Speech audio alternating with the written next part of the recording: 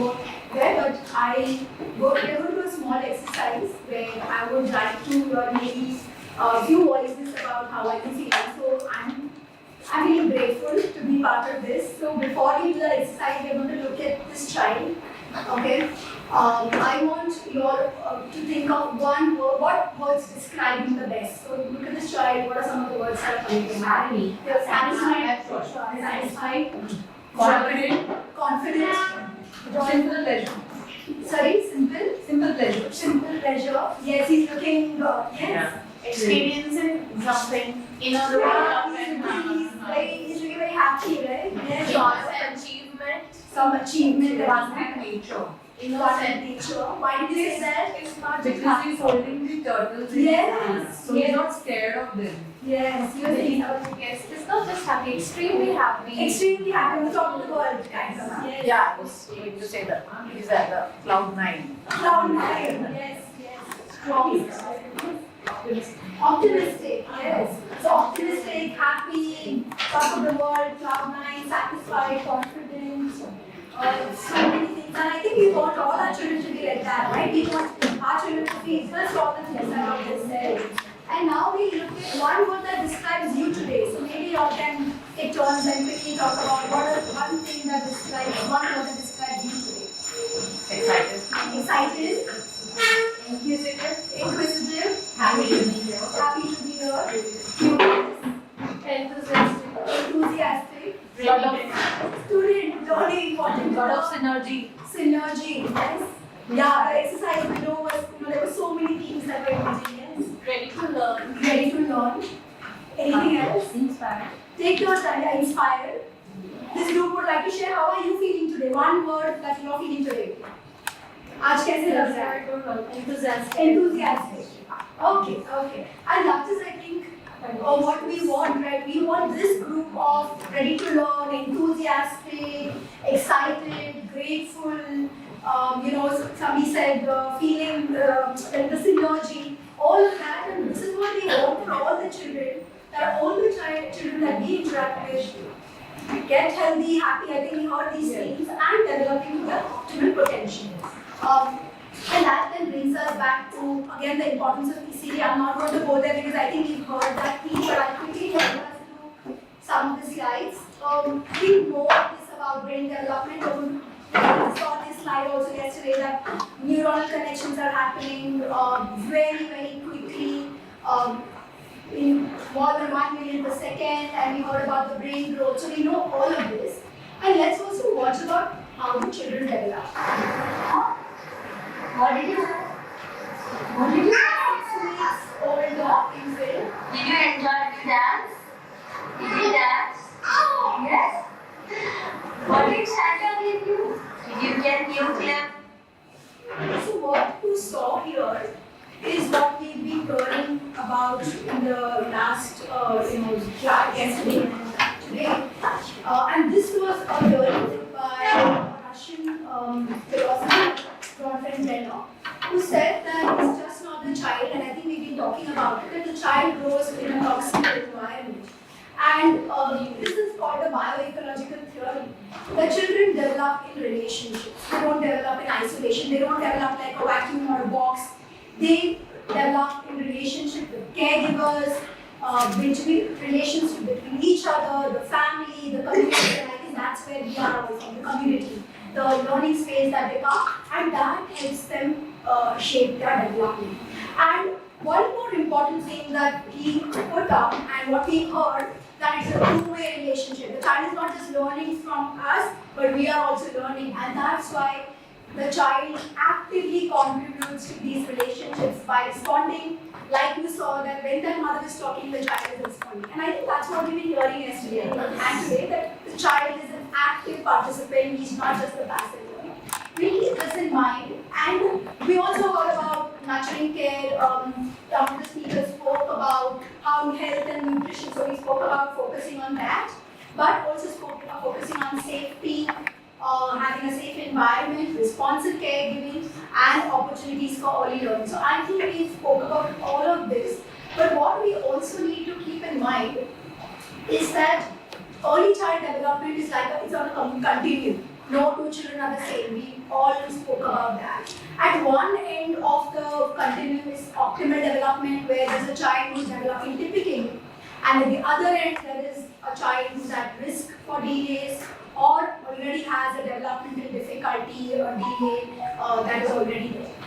I'm going to show you, so this is one parent who has two children under 4. She lives in an urban slum, and this child here is 15-month-old, has low hemoglobin, and he's not yet speaking and not yet talking. So this is one child we are seeing who, while he looks okay, he already has risk factors for development. And we heard a little bit about risk factors yesterday, and I'll come back to that again. And here, this is a child who's now 3.5 years, and he and his mother live in an urban setting. They have access to resources, but it took them about 3 years to realize that this child has a developmental condition. He's not speaking yet any resources.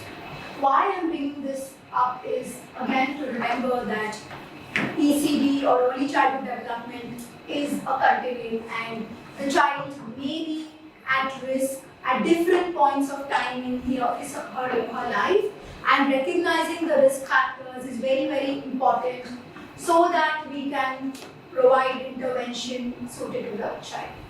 What we also know about development is that as the number of risk factors increases, the likelihood of having a developmental delay increases. And that then brings us to understand the need for monitoring of ECD. And why is it important? Because if we don't monitor, we don't even know whether it is working or not. We don't know what to do. We can say promoting, but if we don't monitor, we are not going to be able to even identify, or we are not going to be able to have some intervention.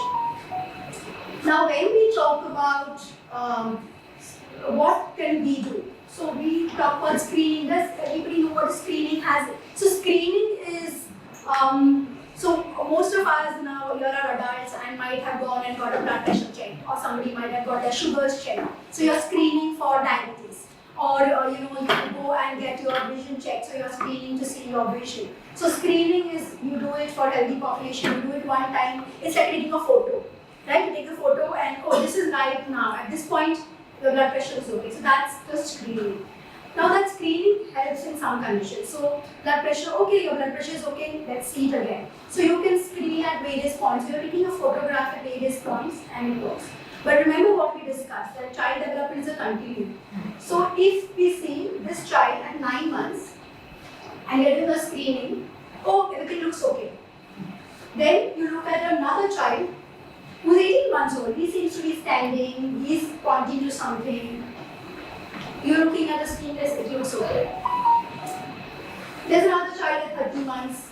Again, you're seeing that child looks playful. These are just like photos. But do we know what's happening in between? Do we know anything else other than just seeing the child or just observing the child? And that's why the screening approach does not help, because what we just learned, that children are developing each day.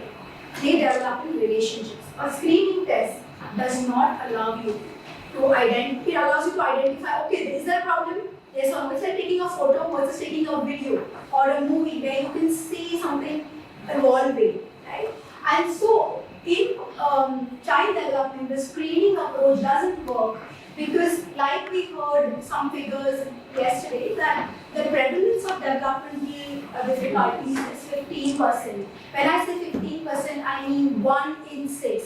So 1 in 6 children in this age group are at risk, and this is too high a number for us to provide quality services even in good countries, because it's a big number. And then screening, what does screening do? It tells you, oh, okay, you're fine, but it's not giving you anything to prevent, because it's only telling you the today's situation. It's like giving an exam. I passed the exam, I failed the exam. It's like a pass or fail. And remember that, like ECD, developmental delays also happen in a continuum. That means today, if a child has the child that I spoke about, living in the urban slum, uneducated parents, having poverty, having nutritional issues, today he's at risk. tomorrow he might have a developmental delay. So we do not know what's going to happen next. And that is why prevention is important. And if you look at screening at specific points, a child will most likely be missed. The other thing we spoke about, that children develop in relationship with caregivers, the family and the community. So just looking at the child alone is not going to be helpful, because like we all discussed, that we need to understand the environment around the child, because that has an important role to play as well.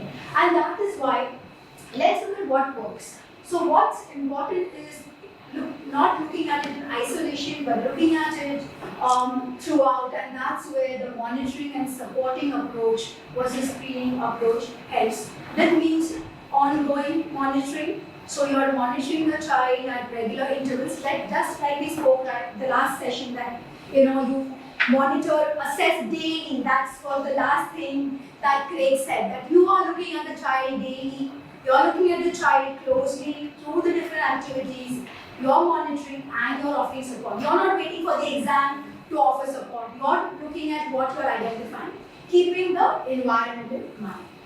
So what could be one of the approaches that we could use? And here, I would like to introduce you to a tool called Guide for Monitoring Child Development. The short form is GMC. This tool reflects the bioecological theory, and I'll tell you a little bit about what it is. It monitors and supports rather than screening, and we just learned about why screening may not help. It helps us identify and address the risk factors. Because we said that one is monitoring the child, but also looking at what the risk factors are around. And it also helps us to provide intervention based on keeping in mind activity, functioning and participation. I think that's something that we've been talking about all the time. That it's about activities, it's about functioning, what the child is able to do in day-to-day settings. And it is evidence-based. And I think we heard a lot about research, that why it is important to know whether this is working or not. And for that, research is important. And this is grounded in research, because the research is done in 4 low and middle income countries, including India. And the GMCD has good sensitivity and specificity to identify delays and help us monitor development and provide intervention. So I'll tell you the philosophy. So by using the GMC, we are able to monitor and support each child's functioning in developmental domains. I'll come to it, I'll remind you all about the nurturing care framework. So what we are doing right now, we are promoting ECD in the same way for everyone. But we are not keeping in mind that this child may need extra support. This child may need, so that's the role of monitoring and supporting each child's functioning across the developmental domains. Identifying developmental domains, delays in each domain. Learning about the nurturing care environment, as well as addressing the psychosocial risk factors.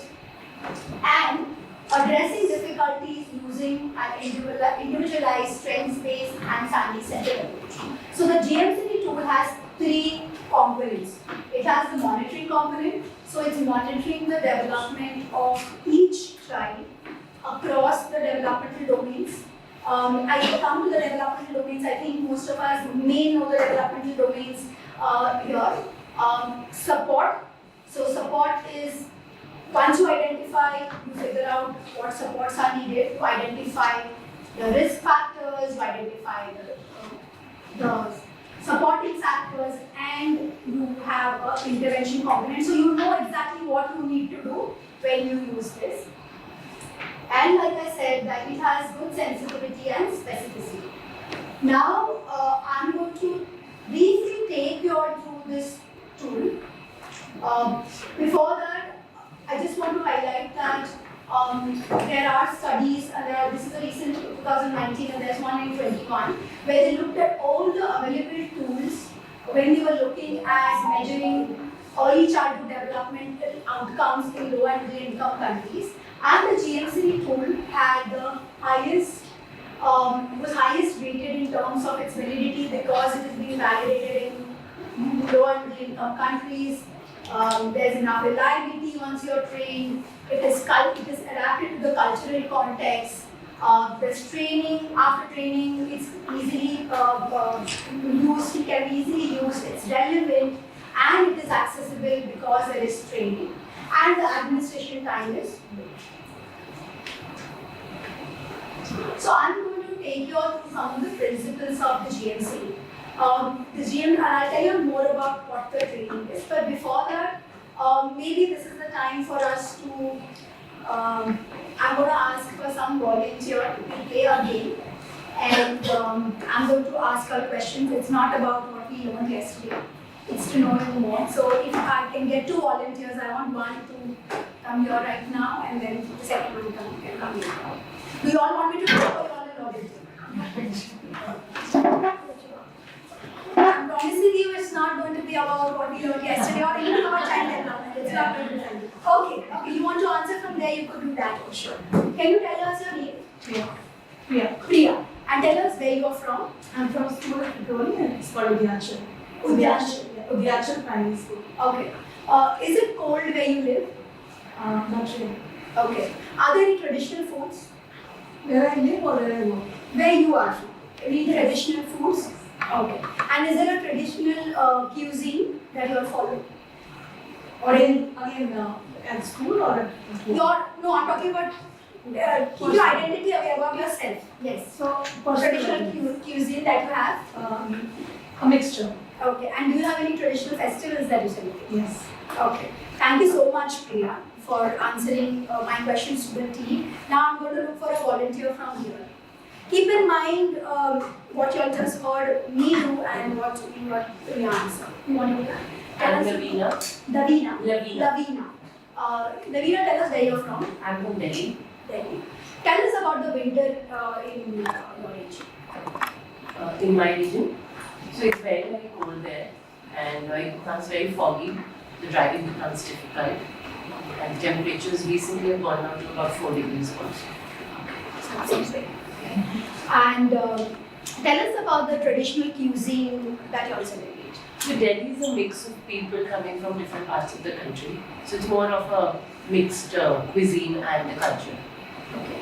And tell us about the traditional festivals that you all celebrate. So again, like it's a mix of cultures. All the festivals are celebrated there. So we have the Vaisakhi and everything done there. Okay. Thank you, Lavina. Thank you. So, tell us what did you all notice? Open, close and questions. Very, very quickly, we're going to get close-ended questions. Okay, let's ask Priya. How did you? So, you all heard that the first questions were close-ended, Yes. and the second was open-ended. Let's ask Priya. How did you feel when I was asking the questions? So I wasn't very clear because you initially asked me from which school I am. And then you asked me I actually asked where are you from, but maybe I said school. Yeah, maybe. Okay, yeah. And then. So maybe that was an assumption because we are a part of this. And then you asked me about the food. And so I wasn't sure whether you were talking about the food we serve in school or you're talking about my personal. And I didn't give you opportunity to ask a question also. I went on Yes. and only thing you could say is yes, no. Where I thought I required clarity is. Yeah, so what we did is I didn't give you any opportunity, and I also got to know only very little. I got to know ki you're from here, and this is. And so I'm sure you got to know very non-specific responses. Yeah, because my questions were like that. So the focus again comes to what kind of questions I asked. Now let's ask Lavina. Lavina, what did you feel when you heard the questions? How was it? So since there was already a prelude, so I was mentally prepared what kind of questions are going to come to me. Yeah. So my answers were quite structured that way. But then the open-ended questions that you asked me gave me an opportunity to think wider.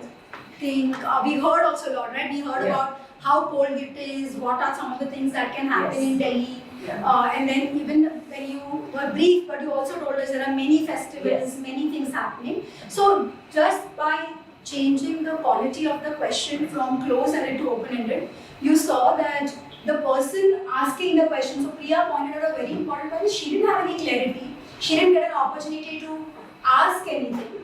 And Lavina was prepared, but she got a chance to speak. Anything else that anybody else noticed?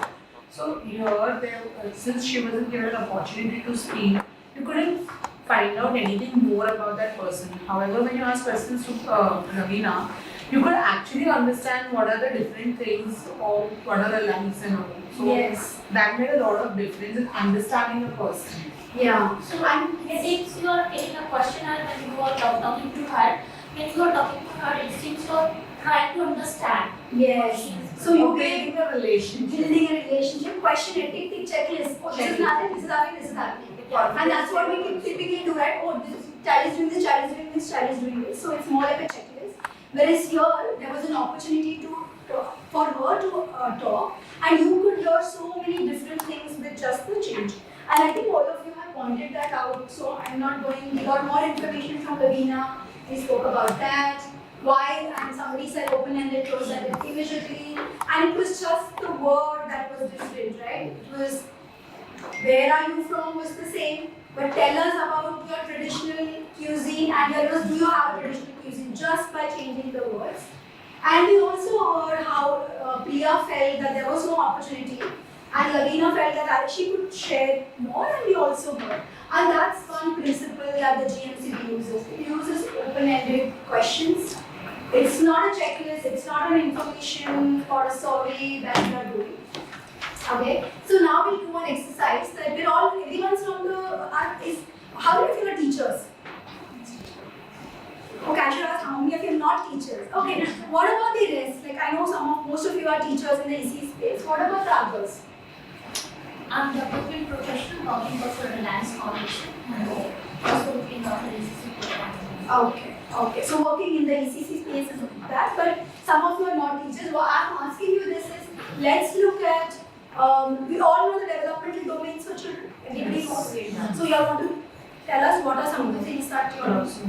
Gross motor, all the five domains that we talked about. You're talking about five domains. That the physical, cognitive, language, social, emotional, aesthetic, and creative. Oh, okay. There's a long list. Okay. And I'm going to think of developmental domains in the terms of how we look at language, expressive language when we speak, receptive language is when I hear and follow, gross and fine motor, play, all of that. Now let's do an exercise and let's think of how Lavina felt when I asked her a question. So think of you as a care provider, and if you had to ask a question to a parent about the child's language, expressive language, how would you make an open-ended question? We can all try together. What would be the open-ended question so that you get information from the... How does the child communicate with you? Okay, anybody else wants to add? How does the child communicate with you?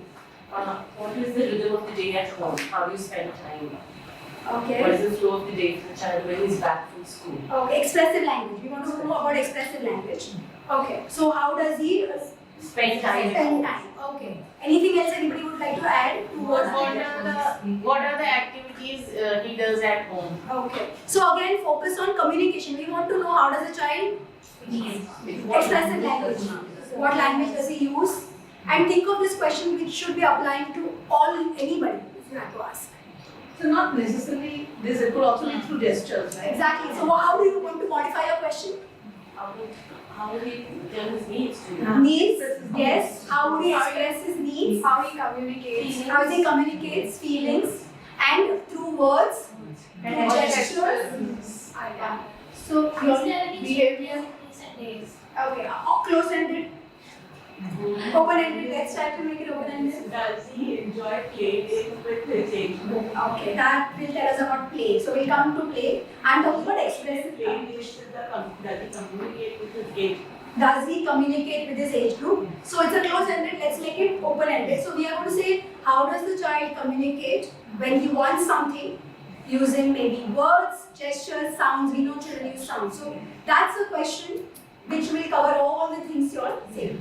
Now let's do one more activity. Let's talk about play. So what question would you want to ask to know about the child's play? Let's try to keep it open-ended.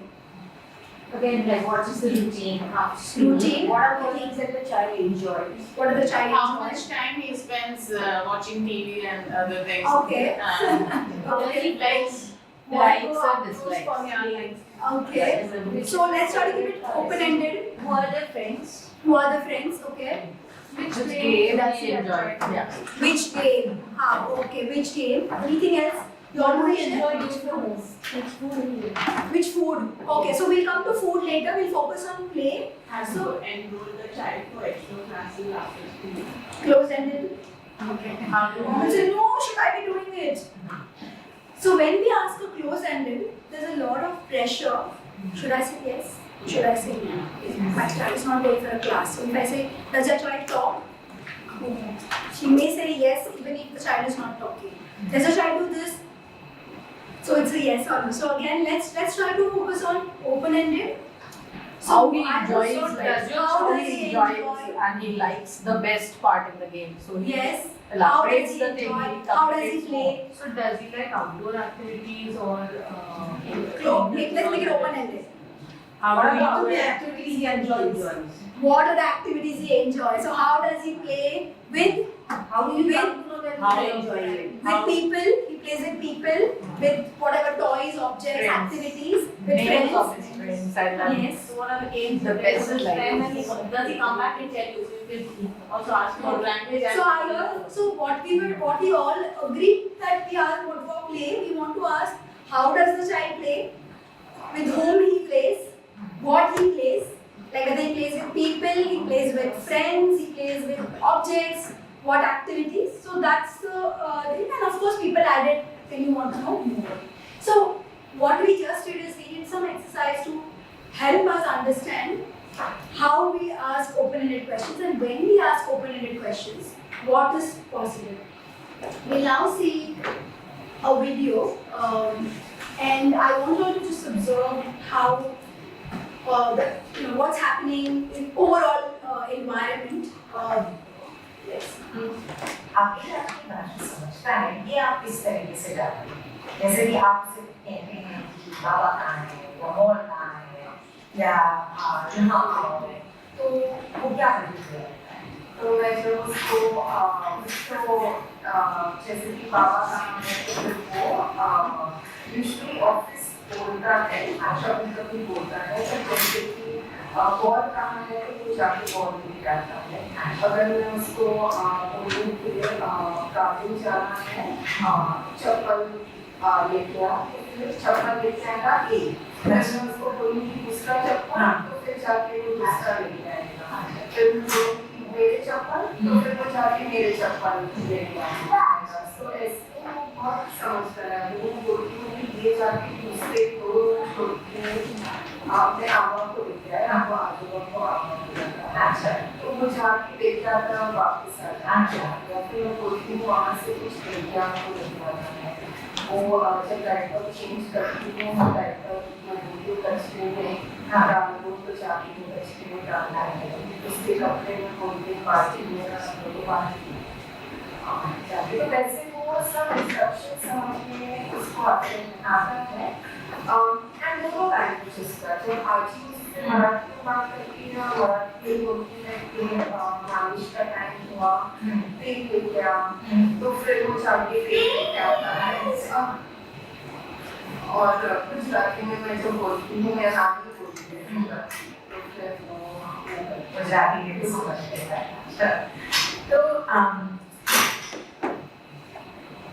मुझे उसकी बड़ी हरकतों के बारे में पता है जैसे उसका उठना बैठना चलना ये सारी चीजें तो इजीली आजकल तो वो एक ऐसा भी टेबल है तो उसमें अपने आप से चढ़ जाता है चढ़ के खड़ा रह जाता है और जब भी वो नई चीज करता है ना तो उसको ऐसे देखना और ऐसे आपका करेगा कि उसको कोई रिस्पॉन्स भागता है तो हमारे भागता है बहुत ज्यादा हमारे यहाँ पे स्लो है तो उसको स्लो पे चढ़ना और फिर जोर से नीचे भागते करना बहुत पसंद है तो वो एवरी जब हम गार्डन जाते हैं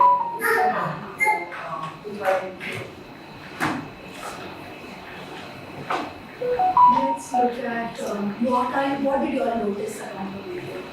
It seems conversational. And not Conversation was going on. Okay. Answer to open-ended question, more comfortable to share her child's routine in more positive ways. So we could hear कि घर में क्या क्या हो रहा है. It was not कि ये कर रहा है कि नहीं, but it was she gave multiple examples कि ये भी करता है, इसके साथ ये करता है, उसके साथ ये करता है. हाँ. So open-ended conversation. Although the questions were open-ended, फिर भी she was using some keywords कि बड़ी चीजें क्या करता है. So बड़ी there हरकतें. was a directional open-ended. Absolutely. So it was not activity क्या करता है. When she said बड़ी हरकतें, she meant gross motor. And she said उठना, बैठना, चलना. And then the mother got the cue. And then she started talking कि वो चढ़ता है, ये करता है. So directional, very key, but open-ended. Anything else you all want to share? Just feel free. Yes. मतलब इन्होंने जो एक क्वेश्चन किया कि उसका उठना बैठना कैसा है, मतलब उसने ऐसा पूछा होता कि वो मतलब एक दो हरकतें ही बोल देती तो वो लिमिटेड बोल जाती. तो ये ओपन एंडेड बहुत जरूरी होता है कि अपनी जो भावनाएं हैं वो एक्सप्रेस करने को मिलती है. Yes. And उन्होंने वो फर्स्ट क्वेश्चन भी देखा कि उन्होंने 2-3 एग्जाम्पल दिया. अगर आप ऐसे पूछेंगे तो वो कैसे प्रतिक्रिया देता है. उसमें उन्होंने ये नहीं बोला कि वो करता है क्या, मतलब वो कैसे रिस्पॉन्ड करता है. और फिर मम्मी ने 3-4 चीज़ें बताई कि आजोबा के साथ ये करता है, मराठी में ये करता है, गुजराती. तो उनको बहुत सारा चांस मिला बोलने के लिए. कुछ और है जो आपने नोटिस किया? the body language and the way she was communicating, the voice.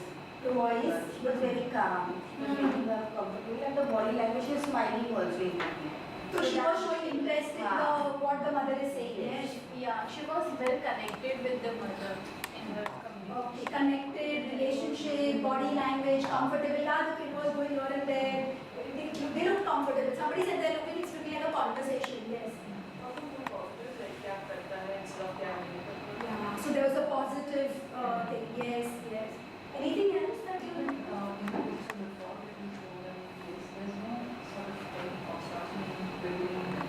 Very important.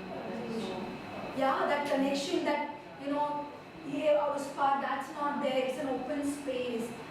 Great observations people made that at the level, body language. So see, you are not noticing just the questions, but just noticing the environment around how it is. Yes. Also, I think we may not talk about it too much, but language of comfort also, because she was so comfortable speaking in Hindi. And that also, for the parents, is a big comfort factor, and they open up when they know that the person speaks Absolutely, absolutely. I think it's a great point. I know it wasn't the focus of this video, but what you brought about that, even acknowledging or even finding out which language the family is comfortable.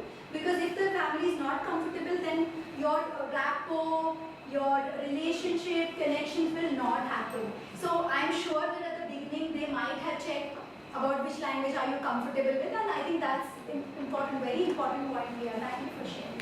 Anything else that you have noticed? And the activity that the child was also doing, it did not interrupt. It did not interrupt. She did not get disturbed.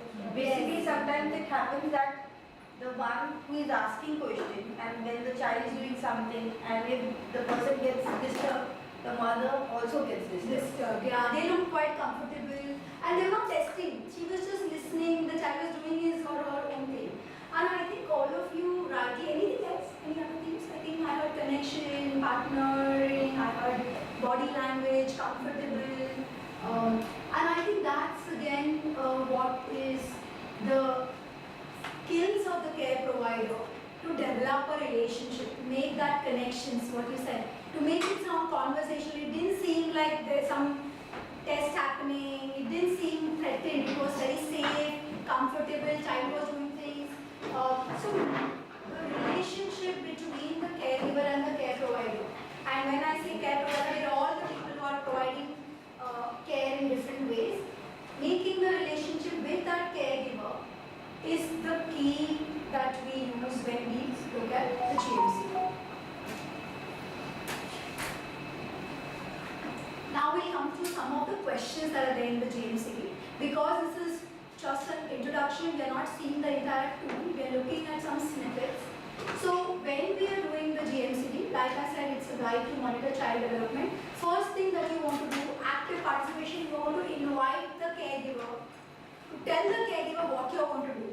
So the question starts by explaining what you mean by child development, because we all heard in the last one day that parents may not be aware of child development. They don't know when you say development what it means.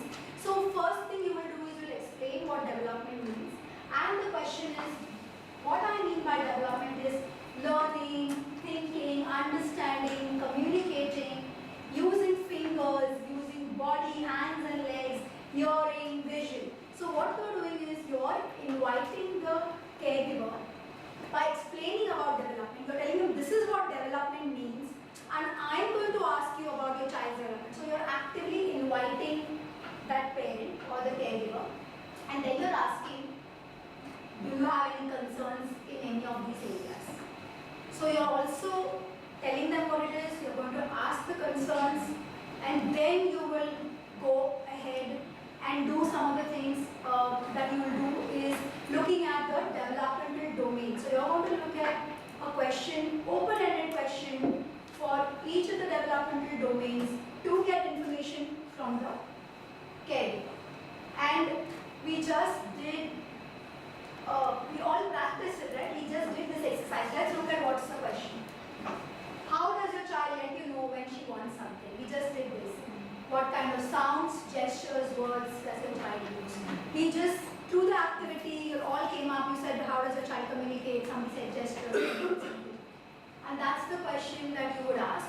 At this, you could ask any parent, she would be able to give you what the child is doing. There also, you might have noticed in the video that it was a lot about functional milestones. When I mean functional means जो रोज घर पे होता है वो. It didn't have to be a activity blocks के साथ ऐसे खेलता है क्या no. It wasn't activity, it was कि वो कैसे करता है, वो स्टॉप पे चढ़ता है, ऐसे करता है, फर्नीचर पे चढ़ता है, जब डायपर चेंज करते हैं तो डायपर लेके आता है. So it was day to day, रोजमर्रा में जो हो रहा है वो examples थे. So the GMC focused on functional milestones. Let's look at a question on play. We just did it, right? Let's see what the play question is. Tell us about the child's play. With people, with objects, with toys. So we spoke about peers, we spoke about घर में क्या toys हैं, we spoke about दोस्तों के साथ, लोगों के साथ कैसे खेलता है. So this is a question for play. And so today we looked at receptive. We heard about the video about receptive language and gross motor. We looked at a question on expressive language and play. The other domains that the GMC covers is fine motor. Somebody spoke about self-help skills, very, very important. Play skills and relationships. Somebody spoke about eye contact, relating with others. So there are 7 developmental domains that the GMC looks at. Apart from the developmental domains, it looks at the environment. And I think we've been talking about this on and on, that child develops with relationships with the environment. So we look at assessing nurturing care, again keeping it open-ended, assessing risk factors, and assessing the developmental support that is currently available. Let's look at the question. What do you do to support her development? How do you play with her? How do you get her to communicate? So you're asking what the parents are already doing at home. So what you understand is how much the parents are aware about child development. What are they doing? Okay. So you're trying to identify the strengths of the family. Family कितना समझ रही है, family क्या कर रही है, and what you will also do is you will acknowledge all the things that they are trying to do in spite of whatever their schedule looks like. So this question is addressing the risk factors that we've been talking about. So we looked at monitoring, now we're looking at risk factors. Sometimes caregivers may have a lot going on. It may be hard to support your child's development. How is it for you? This is a question I think we heard Dr. Dhirubhai use yesterday. And this is the thing that is a very important thing to identify risk factors. Somebody might say we have some financial issues. There could be some illness. Parents might feel, I can't manage. This is the question that will help you to even pick up mental health of the caregivers. So again, we're looking at child development, but we're also trying to identify the immediate environment. Keeping it open and basing, how is it for you? We're not asking, do you have poverty? Do you have this? How is it for you? So parent might feel comfortable. If not today, you already build a partnership because you are doing it ongoing. Maybe someday the parent will be willing to speak about it. So listen with respect and identify risk factors. The last question is very important because while we are all waiting to do intervention, all of us are in that space, we want to check what the family is already doing.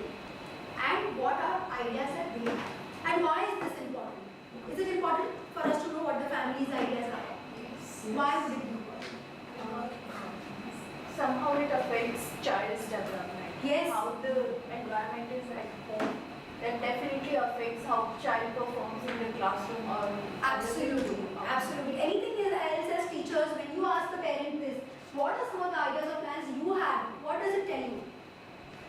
Sometimes, you have to also get the parent or the caregiver to buy into what you're trying to tell them to do. Yes. Because if you don't have their support, even if they take them somewhere, say for an OT session, but they don't do the exercise at home. There's no Acceptance follow-up. of parents. Acceptance of parents, involvement of parents.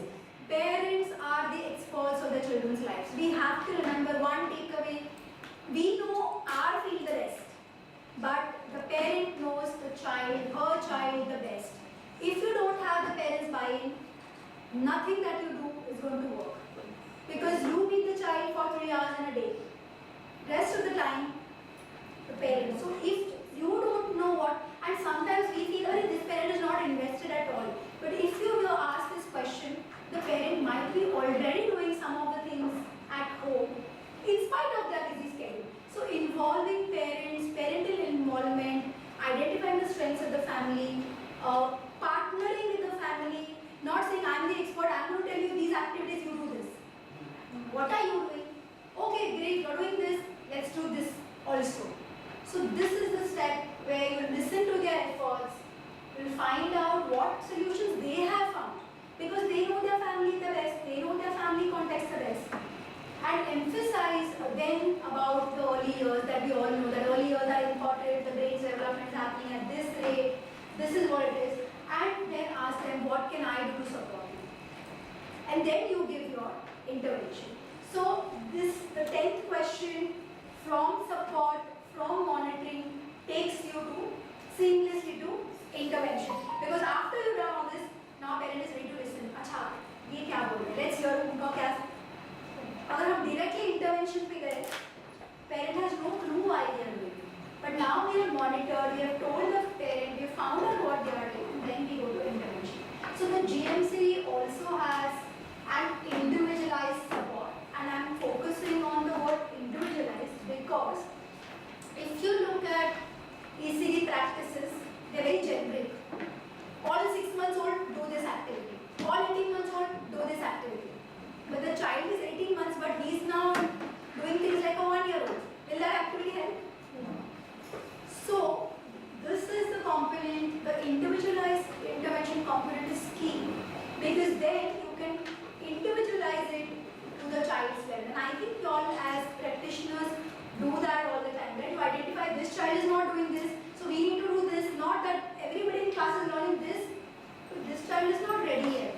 All of them are climbing on the slide, this child is just walking, can he climb? No, so you will have to individualize the intervention, and that component the GMCD has. Now what is interesting about this is that it's easy to implement after the training. It can be administered across groups. When I say across groups, there are pediatricians who can use this tool for monitoring and providing intervention. There are other professionals working in the ECD space who are working closely there and are working with children day in and out. They can use this tool, as well as the community health workers. They can use this tool with training. What we've noticed is that when you use it in community-based intervention, again that was one of the themes that came up, that we cannot be there everywhere. So there will be many educators, there will be many teachers, there will be many doctors, but the grassroots, especially when you're looking at low middle income countries, urban slums, rural areas, interiors, we identify the role of community health workers, Anganwadi workers. They are also able to do that. They are able to engage the community.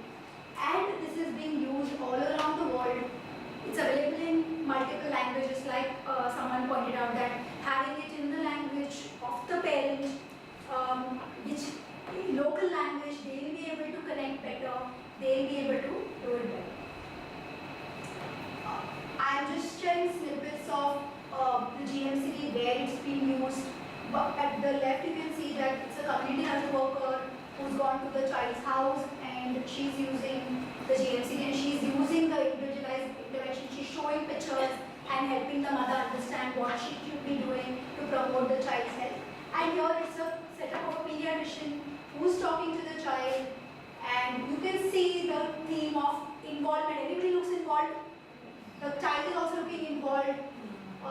It's a room of positivity, someone said, but at the same time we are offering individualized intervention. I'm very briefly going to talk about what programs we are doing which are offering GMC. So Umeed has an early childhood, developmental and disabilities team, it's called the ECCE team, as well as a developmental pediatric team. And through our programs, we are focusing on teaching the GMCD, training clinicians as well as other professionals, as well as Anganwadi workers and CHW workers to use the GMCD to promote child development, to monitor child development and support families. Like we said, doing it in an individualized way. And there is data to say in the last 5 years, when we have engaged with communities in Maharashtra, Gujarat, and I'm talking about community-based organizations, so partnering with community-based organizations and delivering the training to Anganwadi workers and they themselves using the GMCD. In the communities where it has been used, we have been able to identify almost 15% children with delays and we have been able to even support them. With that, I'm going to quickly just share that while the GMCD, because it was standardized and validated in 4 countries, through the multiple trainings we've been able to share it.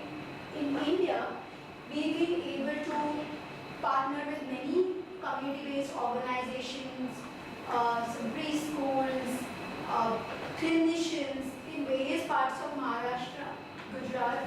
There's been some work done in South.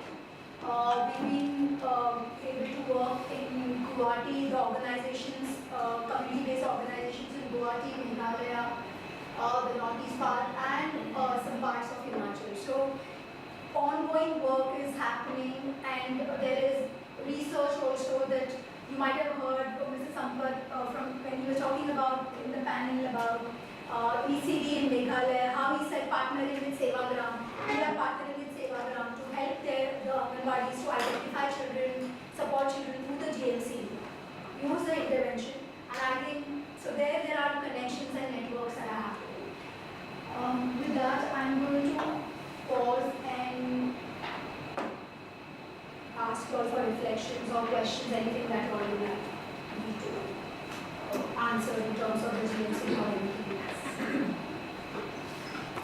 Ma'am, do you have trainings for the So how to connect. So if you are interested, I mean, of course, at an individual level, trainings happen for different, different professions. When we are looking at community-based, and I'm talking about community because I think we're all in some way related to some or the other community.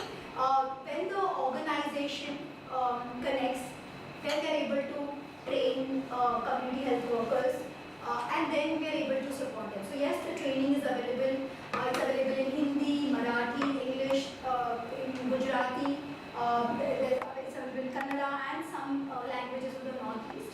So yes, the training is available. Once you are trained, the training is free of cost.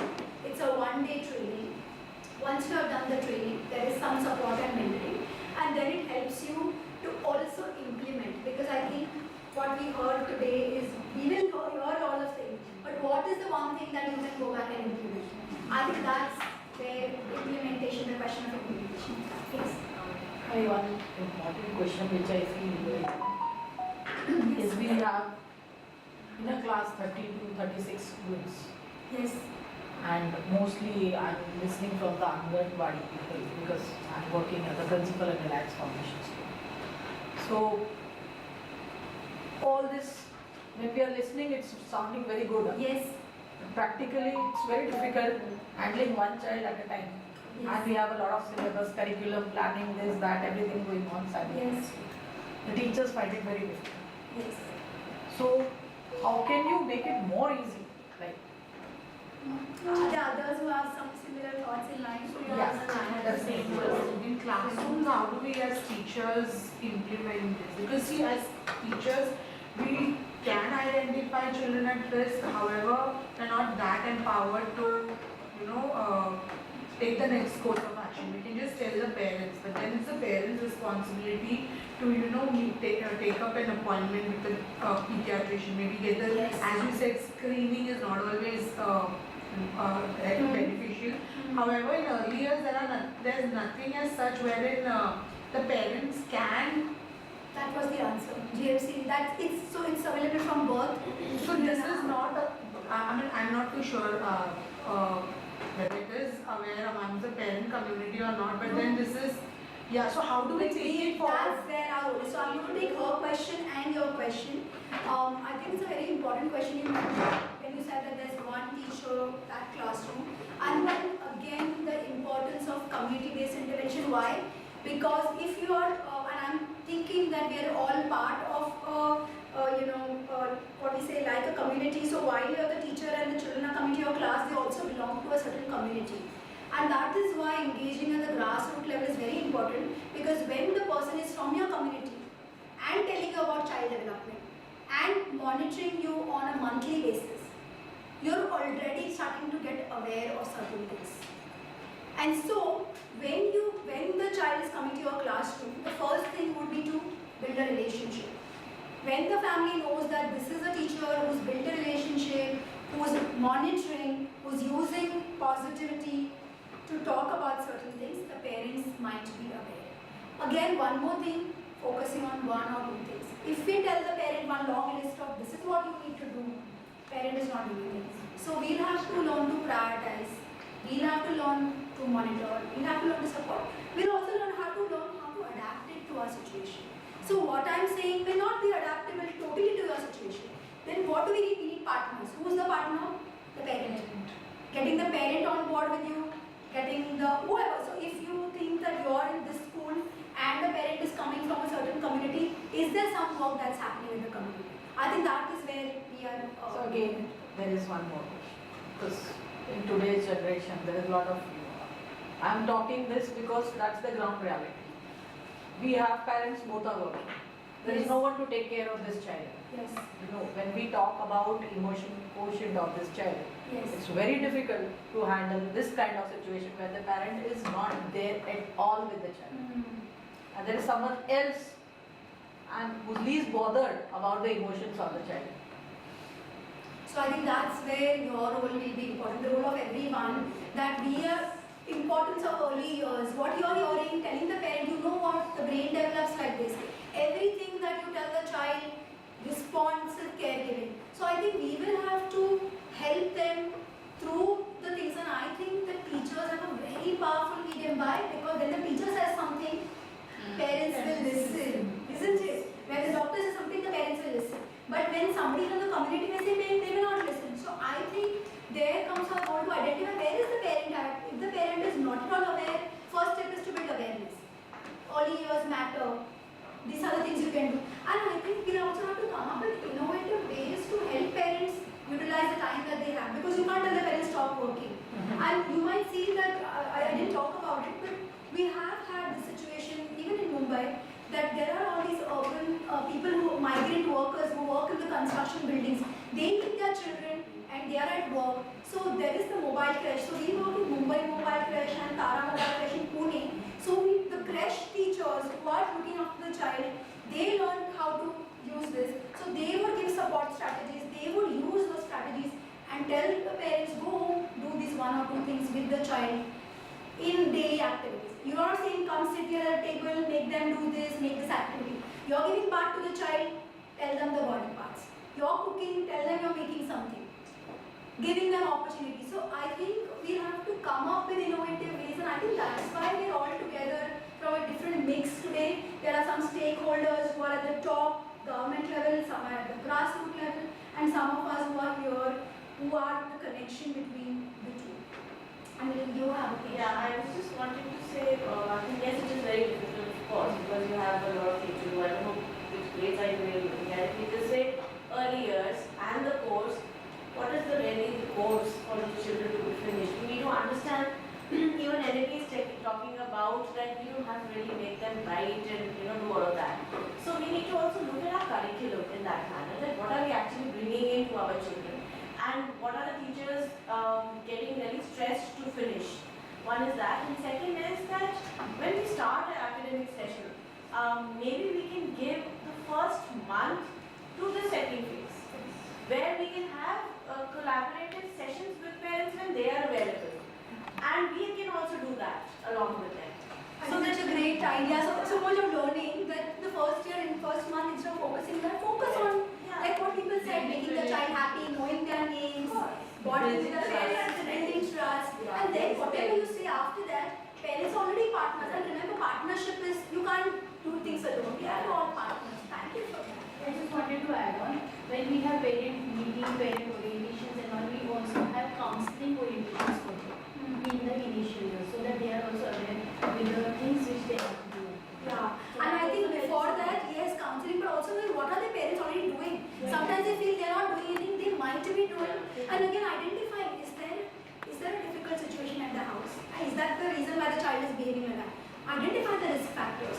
If you keep giving strategies but the mother has mental health issues, is she going to be able to focus? No. So I think we have to, maybe this is not the answer for your setup, but we have to maybe pick up one or two things. I'm going to try and identify the risk factors. I'm going to try to build a partnership.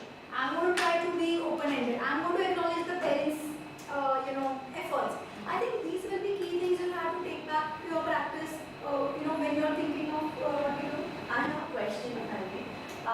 Is this framework also available as an open source or? It is. So after you're trained, so you need a training, like I said, because if there's a tool, if there's no training, you don't know how to use it, it will become a checklist. Because people will start using it. So once you're trained, it's available free of cost. The training is also free of cost. Once you're done the training, then you can use it. And what the community health workers, remember, we are not just using it like a checklist, we are doing ongoing monitoring. And who can do that? Who's looking at the child every day. So ongoing monitoring could look like once in a month, it could look like once in 3 months, once in 6 months, and I think that's how it will go. So it will depend on your context, it will depend on the setting that you are in, and the kind of families that you're working with. So I'm hearing that trainer becomes a key role, plays a very important role in this entire GMCD tool for its success. Now if I go back to one of the slides where I spoke about the strengths, risk factors and their development, all the questions which were shared as an example are open-ended questions. Yes. And the answers to that may be very dynamic, may move from the strengths to the risk factors or to the development support that they are already doing. Yes. In that case, how do we, I'm pretty sure there must be a place for the trainers to put the correct answers in the correct places. Yes. However, if there is a breakdown, is there a place where we are able to course correct the trainers? Thank you so much. I think it's a very important question, and I heard the bell, but I'll try to be short. I think one quality that the care provider, I'm going to say, needs is listening, active listening. So like you said, risk factor hai, strength bhi hai, but there is something. So identifying that. Second is remember that you cannot, if the family says I have poverty, you can't correct it. So you have to be respectful, non-judgmental. You have to identify what are things you can do, what are things you cannot do. You may also need to know what are the resources available in your community. So I'm not a counselor, but I can identify that this parent needs this support. Do I have that kind of support? Is there somebody to give that support? So identifying resources in your community. And remember the beauty, he said, it's not a checklist, the parent is going to come to you again. You're going to monitor, you're going to use one or two strategies and call the family again. So I think what we want to remember that this is an ongoing process. It's not like aaj maine kar liya, I can't look at it again.